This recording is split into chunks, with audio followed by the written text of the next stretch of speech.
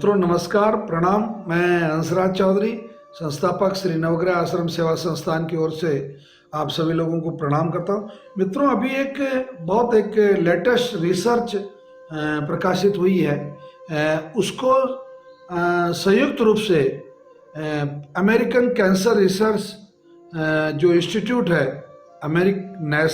America का जो national cancer research institute है, जिसका कि जो नाम है अमेरिकन कैंसर रिसर्च इंस्टीट्यूट जो है, उसने और प्लस कई देशों की सरकारों ने, फ्रांस की भी एक संस्था है cancer research council of France जो है, उसने भी, प्लस चाइना की जो कैंसर पे काम करने वाली जो एक रिसर्च इंस्टीट्यूट है, जो सबसे बड़ी यूनिवर्सिटी है, उसने भी, और गवर्नमेंट ऑफ इंडिया की जो ICMR जो रिसर्च इंस्टीट्यूट है, उसने भी, सब ने मिलके हल्दी के अंदर जो करक्यूमिन जो पाया जाता है, उस करक्यूमिन को नेचुरल फॉर्म में, मतलब जो गांठ हल्दी के रूप में जो हल्दी है, मतलब गांठ के रूप में जिसको तोड़ा जाए और जो अंदर से हल्की सी काली और भूरी चमकीलापन लिए हुए जो हल्दी है, उस हल्दी का जो करक्यूमिन है, जिसके अंदर की आपको मैं जानकारी दे दूं कि 4%, मतलब 4% करक्यूमिन उसके अंदर पाया जाता है। तो ये जब रिकमेंडेशन हुई, तो इस रिकमेंडेशन के पीछे जो मुख्य जो काम था, वो आयुष मंत्रालय भारत सरकार का जो है, उसमें कैंसर रोकथाम रणनीति उपचार जो अनुसंधान का जो काम करता है, जिसको NICPR मतलब कहा जाता है। अगर इसकी मैं फुल फॉर्म आपको बताऊं तो कैंसर निवारण और अनुसंधान संस्थान, नेशनल, मतलब जो कैंसर निवारण और अनुसंधान संस्थान जो है, और इंस्टीट्यूट ऑफ मेडिकल साइंसेज नई दिल्ली, और all India institute of Ayurveda, मतलब जिसको AIIA जो कहा जाता है, AIIA जो जिस संस्था का नाम है, वो नई दिल्ली में इसका हेडक्वार्टर है, और ये आयुष मंत्रालय के अधीन काम करता है, बल्कि मैं कहूँ कि इसके अधीन आयुष मंत्रालय काम करता है। तो ये जब पूरे विश्व में हल्दी के लिए, कि भाई हल्दी कैंसर में बहुत असरकारक औषधि है, और इसके अंदर जो करक्यूमिन है वो गांठ हल्दी में सर्वाधिक पाया जाता है, तो अब आप कहेंगे भाई इसका हमारे जीवन में क्या फर्क पड़ेगा? आपके जीवन में बहुत अधिक फर्क पड़ने वाला है। इससे 3 चीजें होगी। नंबर 1, जो किसान हल्दी पैदा करते हैं उनकी बल्ले बल्ले होने वाली है, मतलब जो गांठ हल्दी जो बोते हैं उनको बहुत अच्छी मात्रा में पैसा मिलने वाला है, मतलब उनको ये हल्दी का जो उत्पादन है वो अच्छा मार्केट उनको मिलने वाला है। दूसरा, ये जो हल्दी है ये ज्यादातर एशिया महाद्वीप में ही पैदा होती है। अमेरिका और उस वाले इलाके में, इंग्लैंड वगैरह में, रशिया वाला इलाके में, जो बहुत ठंडा इलाका है, उसमें ये पैदा नहीं होती। ये केवल जो गर्म इलाका, थोड़ा बहुत साउथ अफ्रीका में ये पैदा हो सकती है, थोड़ी बहुत ऑस्ट्रेलिया का एक पर्टिकुलर केवल एक कंट्री है, उसमें ये हो सकता है। बाकी मैक्सिमम जो इसका प्रोडक्शन है वो इंडिया में है। तो गांठ हल्दी वालों की बल्ले बल्ले होने वाली है, पहली बात। दूसरी बात, अब विश्व में ये जो विनब्लास्टिन है, या इस तरीके की जो चीजें जो दी जाती थी पहले कैंसर में, तो वो भी अब केमिकल फॉर्म में नहीं दी जाएगी, वो नेचुरल फॉर्म में दी जाएगी, ऐसा भी डिसीजन हुआ है। और जो सबसे मेजर डिसीजन है, गांठ हल्दी के अंदर जो नेचुरल फॉर्म में जो करक्यूमिन है, वो करक्यूमिन ही अब कैंसर रोगियों के लिए इस्तेमाल किया जाएगा। यानी कि गांठ हल्दी में पाया जाने वाला जो करक्यूमिन है, वही अब आप लोगों के, मतलब खासतौर से जो कैंसर के रोगी हैं उनके लिए ये इस्तेमाल किया जाएगा। तो इससे 2 चीजें हुई। एक तो वेरिफिकेशन हुआ, मतलब एक जस्टिफिकेशन हुआ। अमेरिका, फ्रांस, चाइना और ब्रिटेन, ये जो बहुत विकसित देश है, जो अपने आप को बादशाह समझते हैं कैंसर के इलाज का, तो उन लोगों को घुटनों के बल आना पड़ा और उनको ये स्वीकार करना पड़ा, जो अपनी NICPR जो all India institute of medical sciences को ये स्वीकार करना पड़ा कि भाई जो एम्स जो मंत्रालय जो कह रहा है, AIIA जो कह रहा है, जो आयुर्वेद का जो एक शीर्ष संस्था है भारत की, institute of Ayurveda, all India institute of Ayurveda जो है, उसका ये जो प्रयास है वो रंग लाया।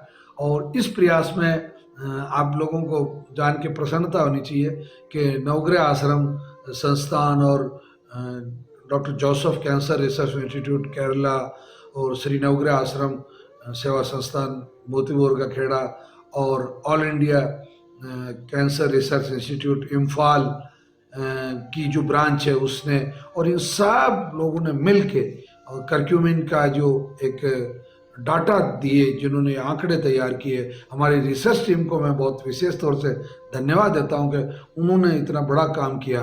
और आज मतलब सरकार को, इन बड़ी बड़ी सरकारों को घुटनों के बल आना पड़ा और उनको ये स्वीकार करना पड़ा कि अब अगर करक्यूमिन इस्तेमाल किया जाएगा तो वो गांठ हल्दी वाला जो करक्यूमिन है वही इस्तेमाल किया जाएगा, क्योंकि उसमें 4% है। वो खूब मतलब आर्थिक दृष्टि से भी खूब मतलब घाटे का सौदा नहीं है। जो औषधि निर्माता कंपनियां हैं उनको भी इसमें अच्छा लाभ होने वाला है, क्योंकि उनको पर्याप्त ये हल्दी मिल जाएगी और किसानों के लिए तो बहुत खुशखबरी की बात है ही है।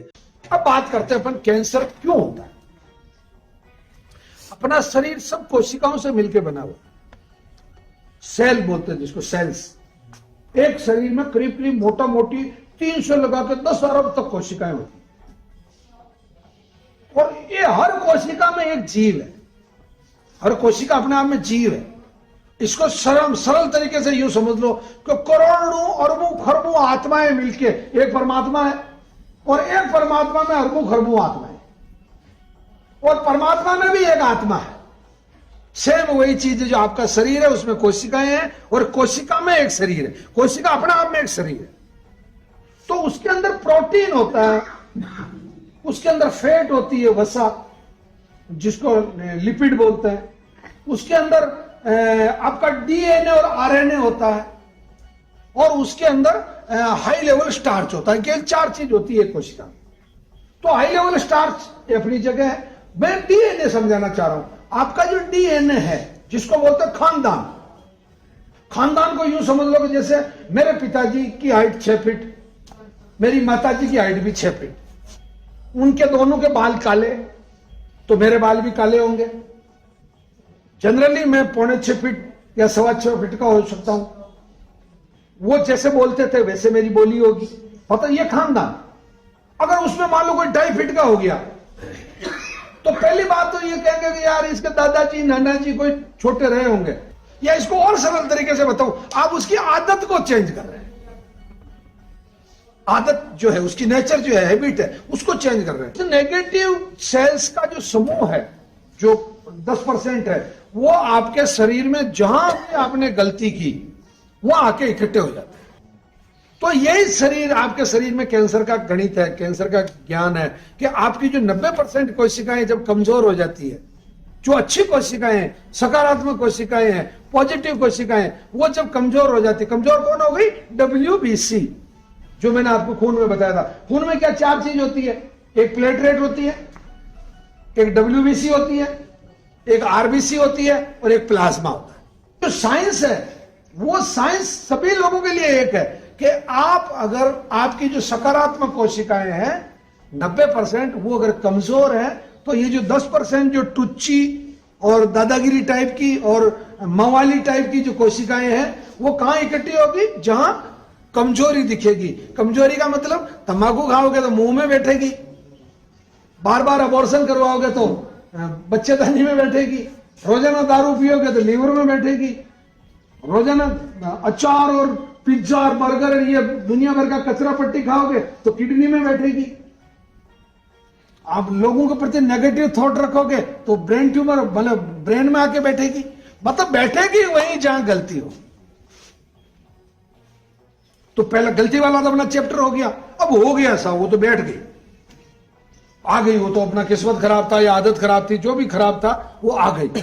अब कैंसर हो गया।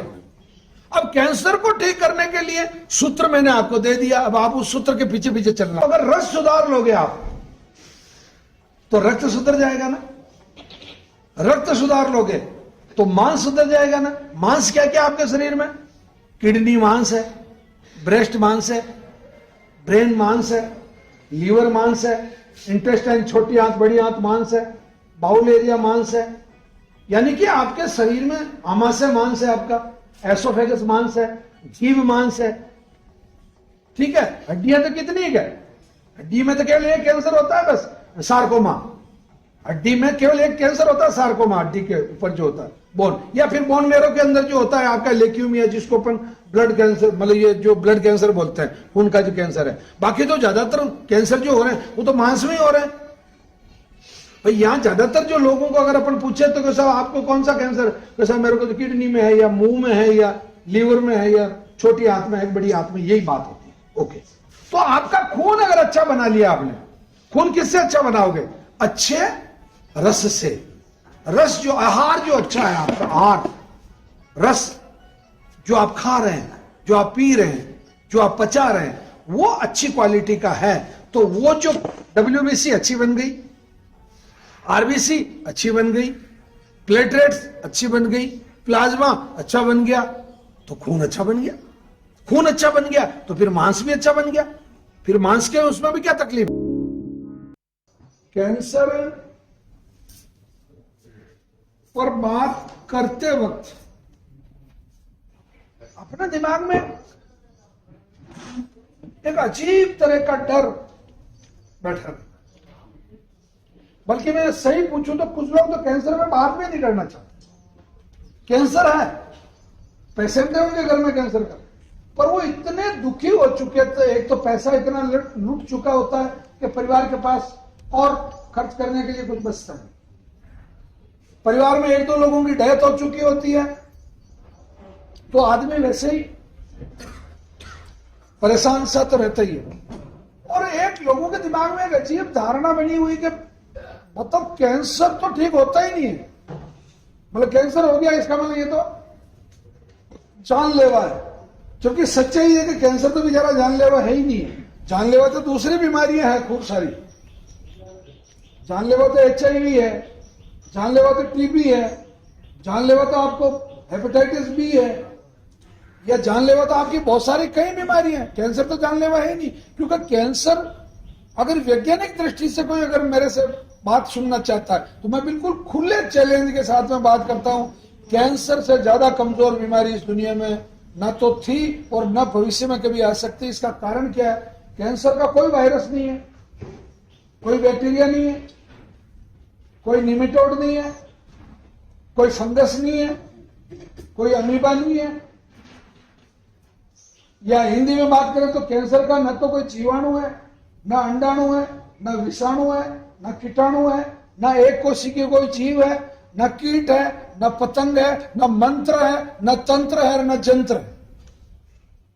तो मैं अभी तक दुनिया में ऐसा कोई मंत्र भी नहीं बना जिससे वो खोल के उसको कैंसर कर देगा कोई आदमी। मतलब कहने का सीधा सीधा ये है कि आपका कोरोना है, एड्स है, TB है, या जितनी तरह की बीमारी है, उन सबका कोई कोई रीजन है। मतलब उसके पीछे रीजन से मतलब उसके पीछे जिम्मेदार है जीवाणु है, अंडाणु है, विषाणु है, कीटाणु है। कैंसर के लिए तो कुछ है ही नहीं है। ये चीज प्रूव करती है कि अगर आप लोग, दो चीजें प्रूव होती है इससे, एक तो आप चाहे तो कैंसर को बहुत जल्दी ठीक कर सकते हैं, आप चाहे तो। अब आप कहोगे वैद्य जी दिमाग खराब हो गया, हम क्यों नहीं चाहेंगे, हम नहीं चाहते तो यहाँ नहीं आते क्या?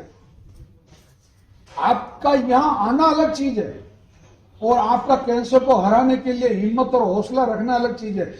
आप सब जगह जा चुके होते हैं, तब आप अंतिम चयन नवग्रह आश्रम का करें।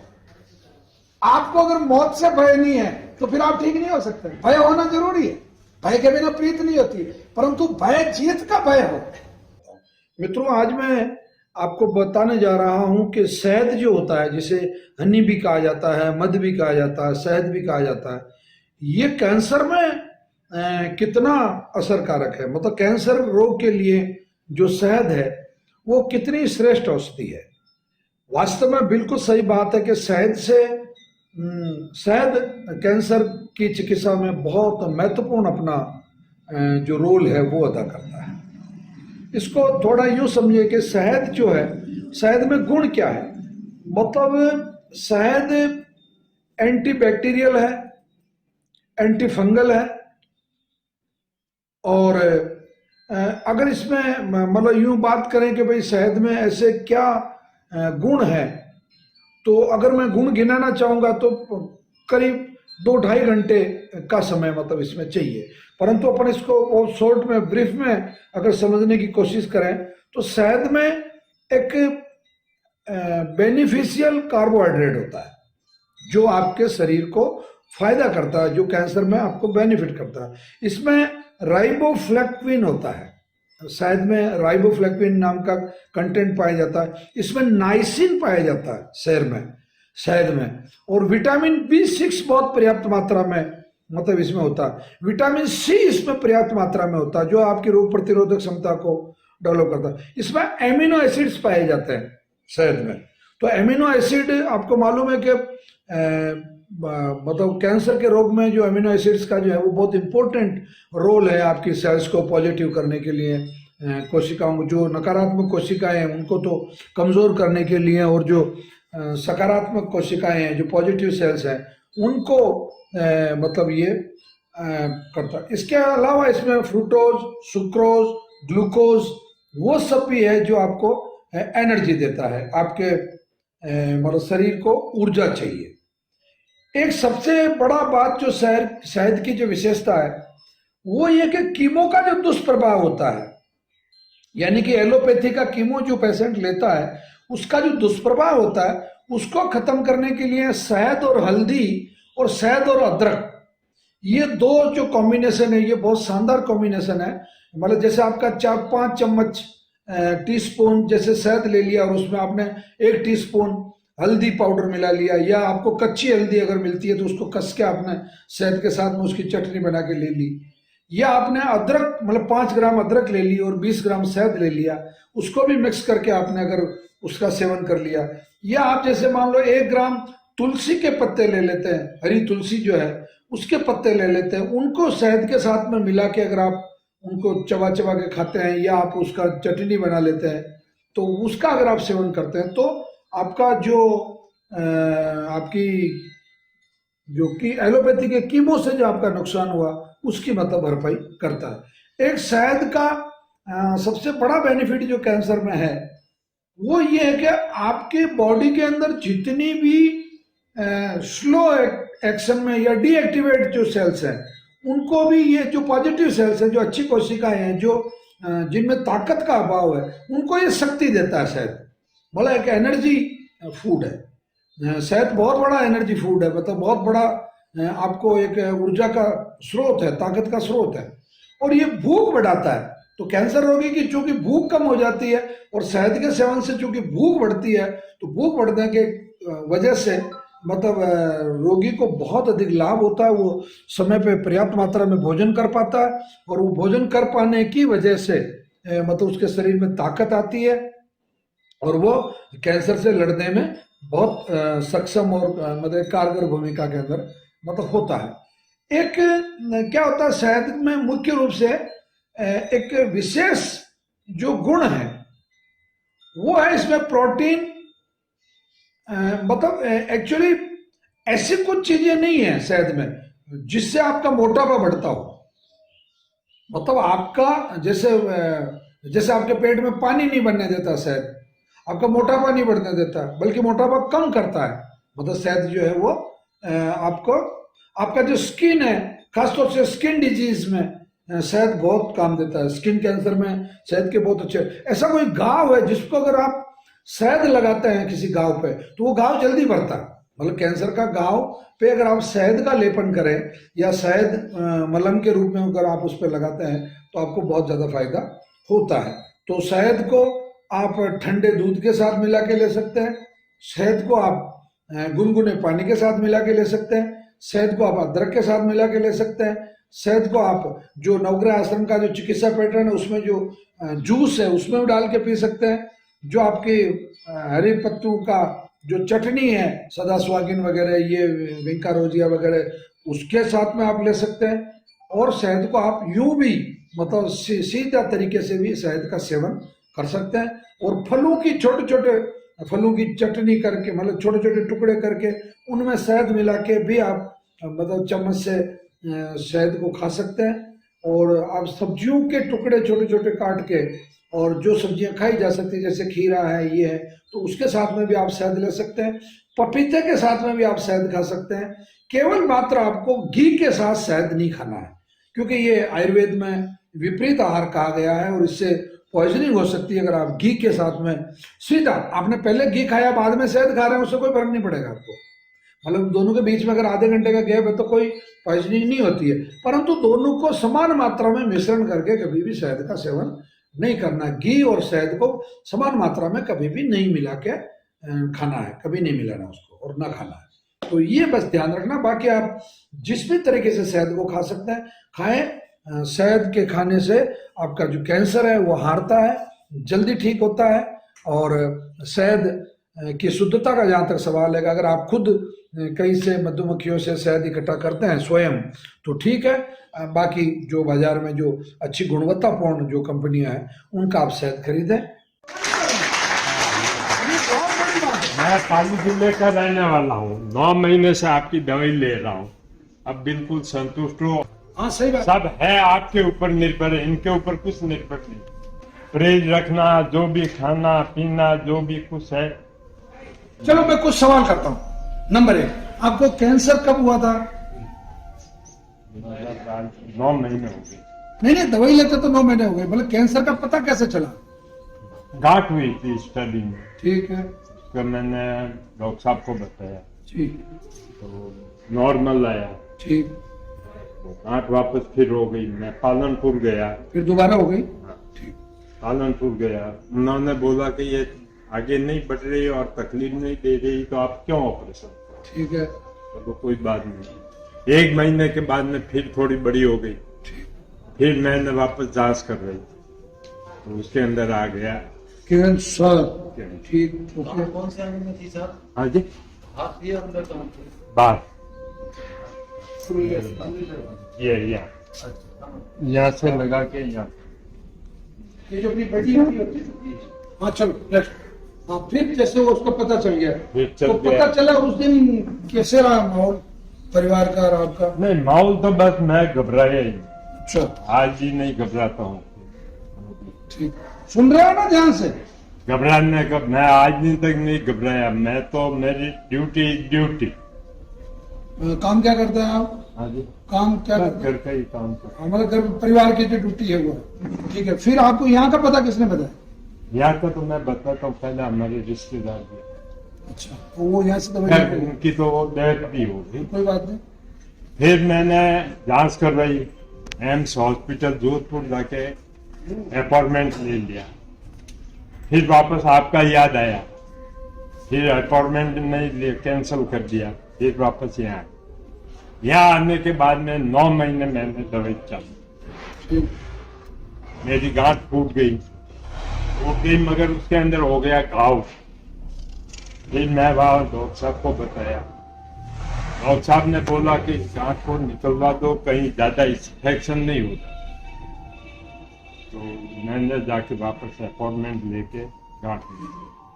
अब मेरे को संतुष्टि लग रही है, मेरे चलने में, उठने में, बैठने में सब बात से आ रहा है। मैं पाली जिले के पास में 25 किलोमीटर पैवाली गाँव रहता हूँ। एक बात और पूछ रहा हूँ, वो जो आपके रिश्तेदार जो ठीक नहीं हुए यहाँ तो आए थे, तो आपके नजर में ऐसी क्या गलती की उन्होंने? मतलब उनकी तो मतलब कुछ उनकी लापरवाही है, जैसे ड्रिंक लेना वगैरह करना बहुत। अच्छा, ड्रिंक्स लेते रहे? ड्रिंक मतलब हाँ बोलो। अरे नहीं, आप कहना नहीं चाह रहे, बाकी कुल मिला के उन्होंने अपनी आदतें नहीं सुधारी, मतलब इस वजह बस मैं तो आपसे निवेदन करता हूँ, कंटिन्यूस आप जैसे आप कहे वैसा करते रहे।